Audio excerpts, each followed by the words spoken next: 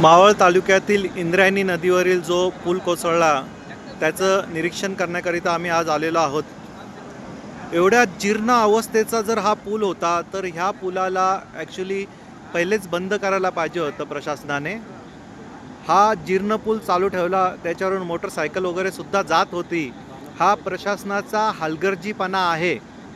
जर इथे नवीन पूल बनवण्याचं टेंडरिंग वगैरे झालेलं होतं तर त्यांनी जुना पूल पहिलेच बंद करायला पाहिजे होता, नवीन पूल ताबडतोब बनवून घ्यायला पाहिजे होता। इथले जे स्थानिक आमदार आहेत त्यांचा हलगर्जीपणा आहे। हे जे माफिया बिल्डर आमदार जे झालेले आहेत ना, ते इथं हलगर्जीपणा करतात, त्यामुळे लोकांचा आणि जे रहिवाशांचा, इथल्या जे टुरिस्ट येतात त्यांचा हा जीव गेलेला जो आहे ते ह्या प्रशासनाच्या हलगर्जीपणामुळेच गेलेला आहे।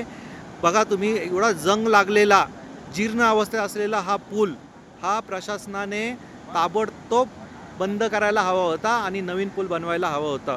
प्रशासनाच्या हलगर्जीपणामुळेच आज जीव गेलेला आहे लोकांचा।